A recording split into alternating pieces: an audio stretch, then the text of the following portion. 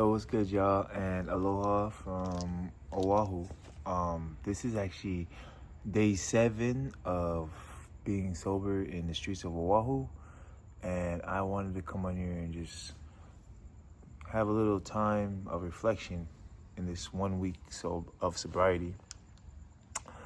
I've had some misses in the last day or two, just because after the event, Polyfest, if you haven't caught that video, go ahead to day 6 and go ahead and check that video out, because I'm referring to that event for today. So when I got home, it was like midnight when I got home, and then because I was overstimulated by the event, I had to get a cigarette. I say had to, but it was just something that was like a checkpoint of the night. Like, I just felt like at the end of the night, I was like, oh man, I finished the day sober, didn't do anything, and so I was like, damn, I want a cigarette. So I ended up smoking a cigarette that night. And so today, day 7, I ended up smoking like 5 cigarettes, guys. Yeah, that's the most I've smoked since I've started the sobriety.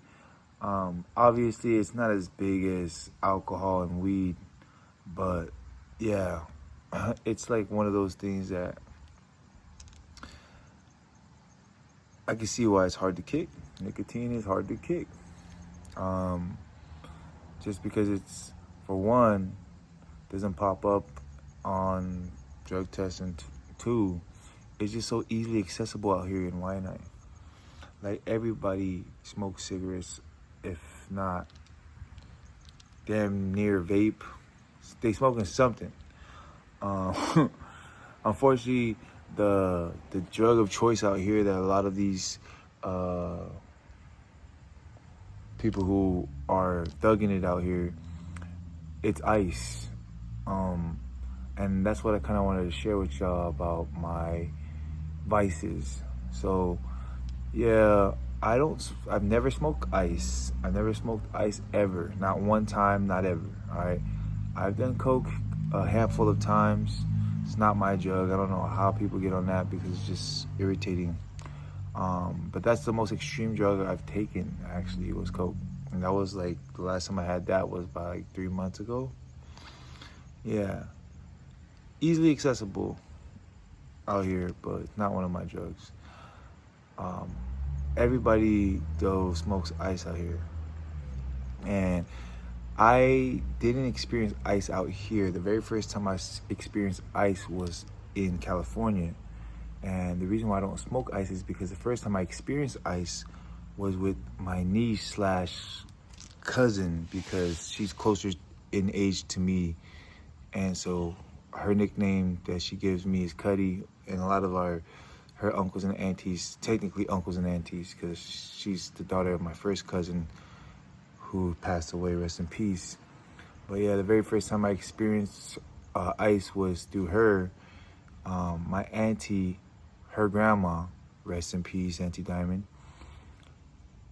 So many losses in the last like 3 years. Yeah. My Auntie Diamond and I were thugging it out in Long Beach on the north side. And, well, I think Auntie Diamond was just all over the areas. And same thing with my niece / cousin. I'm just call her Cuddy, so you guys don't get confused too much, or not have to word it too much. But yeah, my Cuddy was, my Auntie Diamond wanted me to go look for her, because she's like, hey, I want you to go look for your niece, and here's her number, get a hold of her. But I'm gonna give you some Coopus money so you can go and get a motel for y'all, and just watch over her. I was like, okay, Auntie, yeah. And so she got us a motel. I had my niece there, And that's when she pulled out the pipe. And she was like, yeah, Cuddy, I don't mean to do this in front of you, but, you know, this is just what I do. I was like, Cuddy, don't trip. Like, I'd rather you do it in front of me than you do it somewhere else and someone takes advantage of you. And I remember when she hit it, I was smoking my blunt. She was smoking her ice. And then she's like, she knocked out. And she knocked out the whole night, which, mind you, she hasn't slept. She wasn't getting any sleep before that. She was like up for like 2-3 days. And she's like, yeah, cause I just don't trust nobody out here. When I be sleeping, I know my shit be gone or like shit be happening. And so I just remember from that moment, I was like, I would never touch or do anything remotely to that. And so, yeah, that's been my reality. So I've said no so many times because it's everywhere here. And so, unfortunately, if ICE ain't trying to break up families physically, it's breaking up families mentally, because a lot of these friends of mine that I met out here in Waianae, a lot of them have families of their own. A lot of them are parents. And, you know, it's unfortunate for them to have gotten to this point. But that's just the reality of a lot of the locals, you know? And I think the thing that really is profound about the life here is that this is the reality of a lot of people here. I remember the first time I came out here in Waianae, I was at a store, and there was this, you know, homeless dude at the bus stop, and there was another dude that just pulled up on him, said what's up to him, went into the store, and I went over there and gave him a blunt and started smoking it with him. And the dude came out of the store. He's like, oh, shoot. Hey, bro, you good? I was like, yeah. I'm just helping him out. And he's like, oh, thank you. That's my uncle. I was like, what? Yeah, that's my uncle. And this dude had like a really nice car. So it's just like, to me, that's the yin and yang of what it's like to live out here in Hawaii.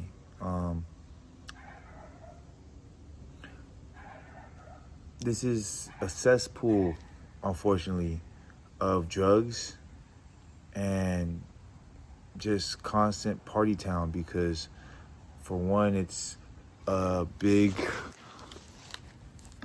tourist spot and it's expensive to live out here, so you have to get creative. And, you know, unfortunately, that's the reality of it. So today, I just wanted to share the reality of what it's like being out here. And in the upcoming videos, I kind of want to switch gears this next week and start kind of explaining why and how I got to this point.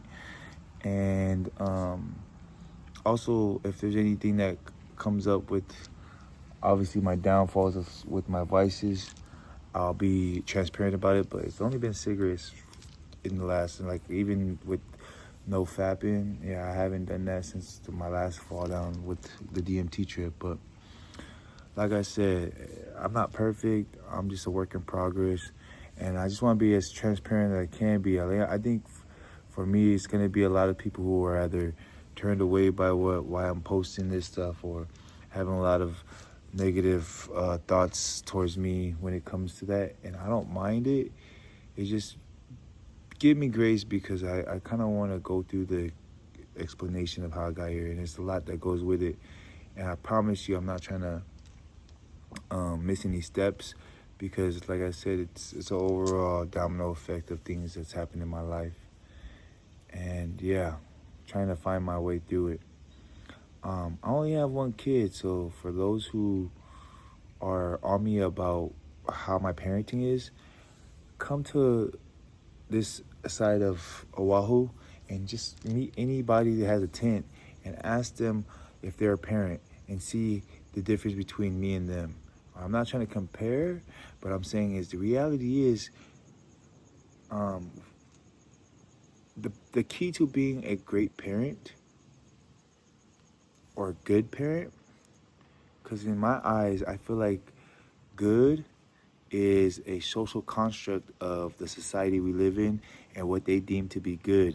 And what they deem to be good is why I feel like people will have negative thoughts towards me or negative comments of like my experience with what's going on with my daughter. And I'm not here to justify or explain.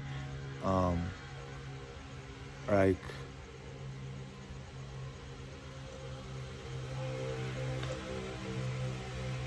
I'm not here to justify or explain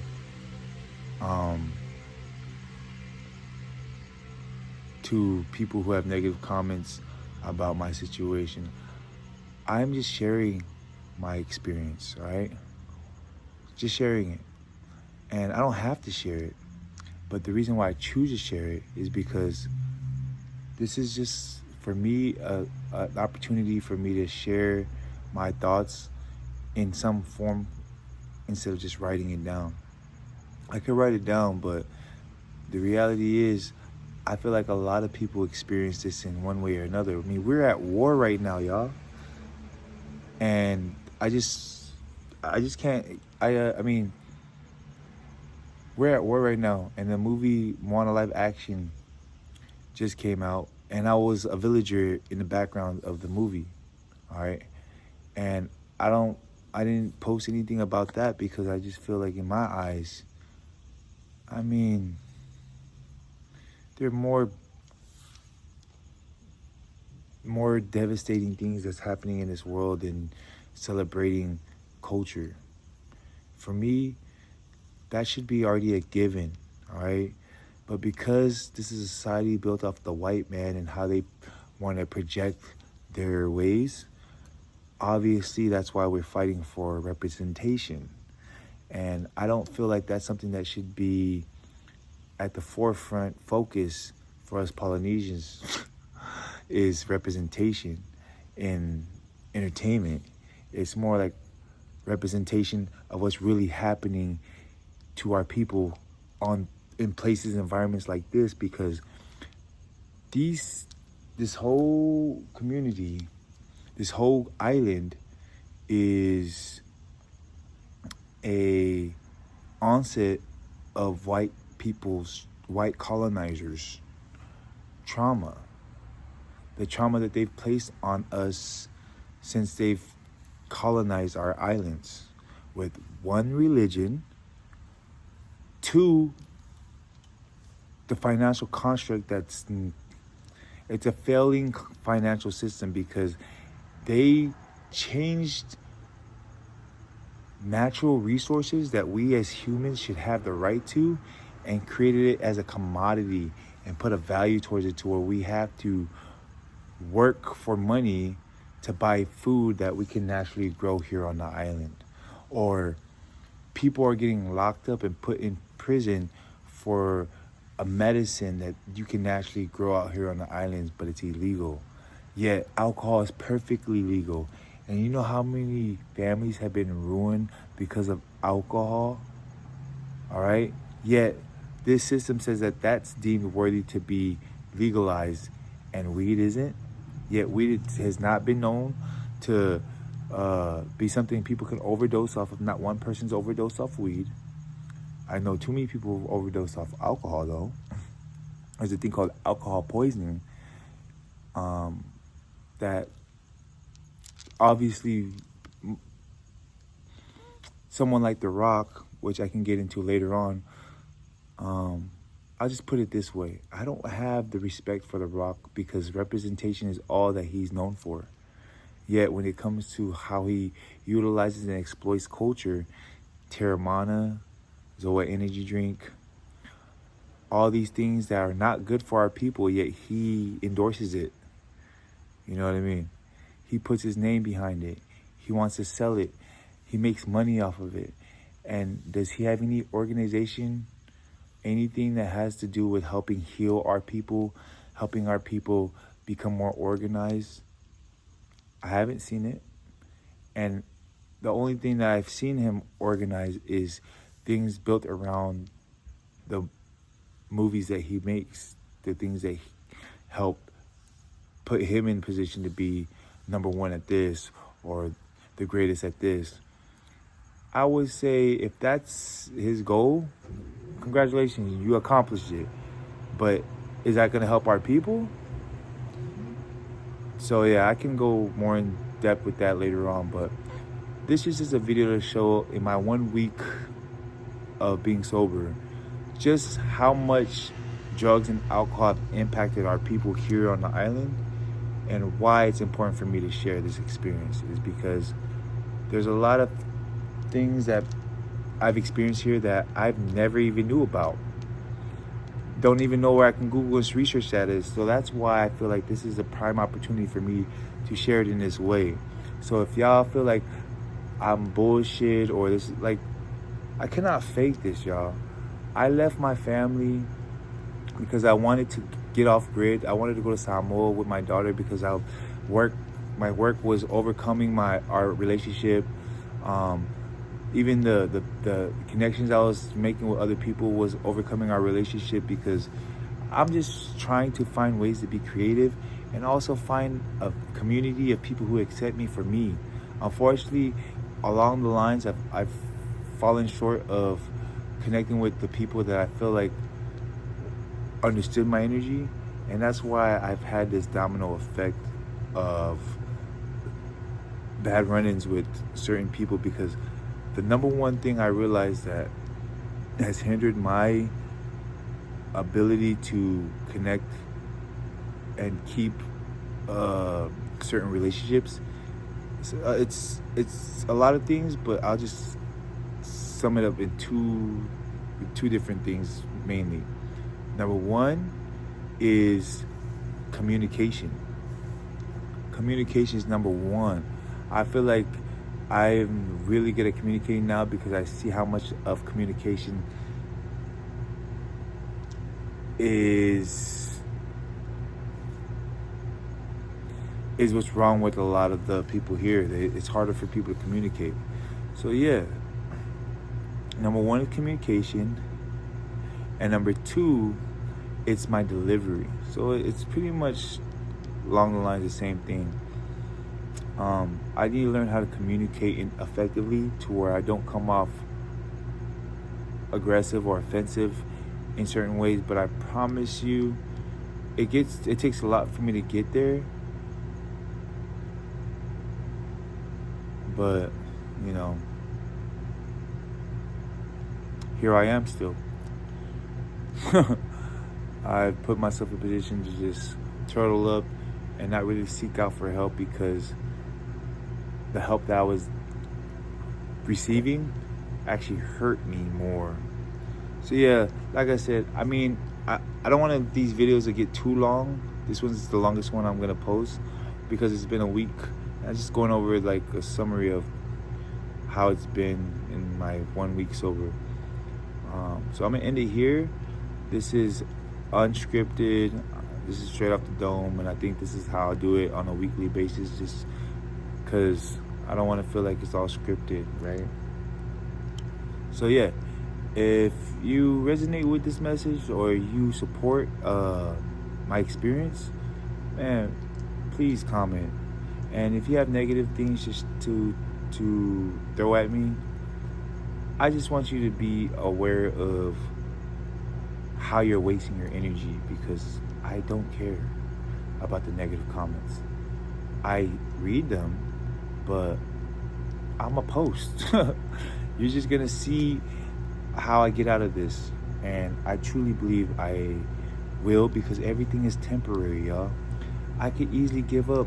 There was 3 unalived people who unalived themselves in the last week and a half, which is sad, because that's part of the trauma that's been affecting these people, my people.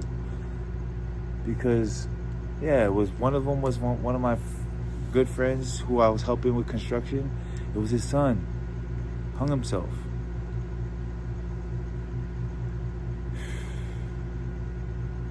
So I mean, I could easily do that. I could easily check out, because what's the point of me putting my business out there like this? It's because at some point we gotta keep people accountable. And I feel like this, the more I share, the more I bring awareness to where the responsibility lies, and it's in the system. It's in this colonization, fucked up system that the white man has pushed on to us, people of color.